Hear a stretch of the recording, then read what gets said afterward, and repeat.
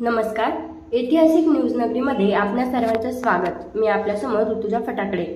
Bidkin police ठाण्यात जागतिक महिला दिन उत्साहात साजरा।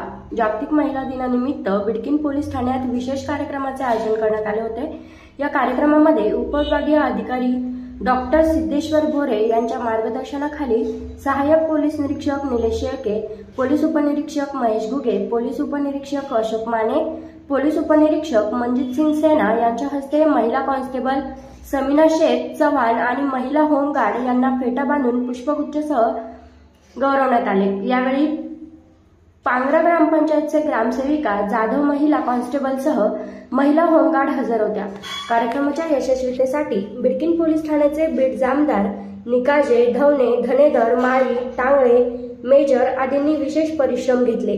तसेच जागतिक महिला दिनानिमित्त जिल्हा परिषद शाळा तांबे दोनगाव येथे वरद हॉस्पिटल आणि आयसीयू बिडकीन यांच्या वतीने महिलांसाठी शालेय विद्यार्थ्यांसाठी सर्व रोग निदान शिबिराचे आयोजन करण्यात आले होते। या शिबिरामध्ये 100 पेक्षा जास्त महिलांची मोफत आरोग्य तपासणी करण्यात आली।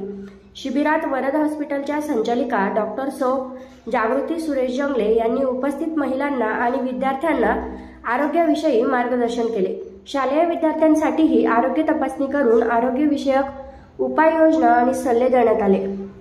शिबिरावेळी शाळेचे मुख्याध्यापक, शिक्षक वर्ग आणि Varad hospital and ICU Bidkin येथील डॉक्टर आणि कर्मचारी मोठ्या संख्येने उपस्थित होते। त्यांनी शिबिराच्या यशस्वी आयोजनासाठी विशेष मेहनत घेतली। याशिवाय औरंगाबाद येथील समतानगर शनी मंदिर देवस्थान येथे अन्नदान वाटप करण्यात आलं।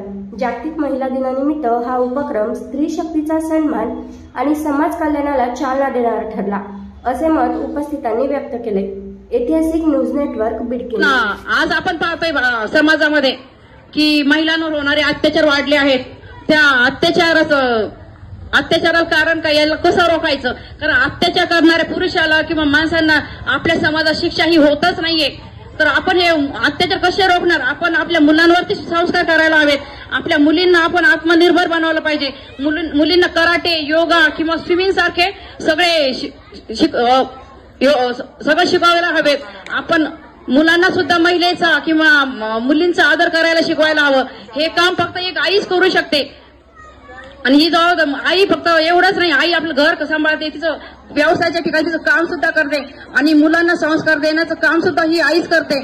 आणि आज फक्त आपल्या सर्व महिलांना पुढे येऊन आपल्या मुलांवर आणखीन चांगले संस्कार करण्याची गरज आहे। मुलींना आत्मनिर्भर बनवण्यासाठी बाहेर समाजात आज मुली घाबरतात बाहेर पडायचं म्हणल्यावर। तर आपली मुलगी बाहेर पडते म्हणल्यावर ती घरी सुरक्षित येईल की नाही ही प्रत्येक व्यक्ती आईला असते। आपण बाहेर उच्च शिक्षणासाठी मुलींना बाहेर पाठवायचं जरी म्हटलं तरी आपल्या मनात टेन्शन येते, मुलगी बाहेर कशी करेल। ज्यासाठी तिला आत्मनिर्भर बनवायला पाहिजे।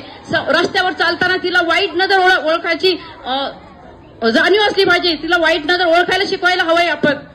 आणि मुलींना जर कोणी हात लावला तर तिला सरळ मिरचीची पोट तिच्या पर्समध्ये ठेवून द्यावी की टाकून ती तिचं आत्मसंरक्षण करू शकेल। हे धडे आपण आपली मुलगी किंवा मुलगा वयात येतोय त्याच्याच हे आईने आपल्या घरात या गोष्टीची चर्चा होणं आवश्यक आहे। नुसतं मुलींनाच हे नाही करायचं, मुलांना सुद्धा आपण दुसऱ्या मुलीची छेडछाड करू नको। दुसरी बहीण ही माते समान आहे, परस्त्री माते समान ही शिकवण जिजामाताने शिवरायांना दिली। ज्यावेळेस शिवरायांच्या सरदारांनी त्यांच्या दरबारात कल्याणच्या सुभेदारची सून आणली त्यावेळी शिवाजी महाराज खूप चिडले।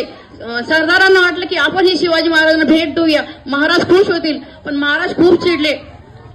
महाराज त्यांना खूप राग आला, पण त्या सुंदर स्त्रीकडे पाहून महाराज म्हटले की अशी आमच्या आऊसाहेब जर अशा सुंदर असतात तर आम्ही सुद्धा असे सुंदर झाले असतो।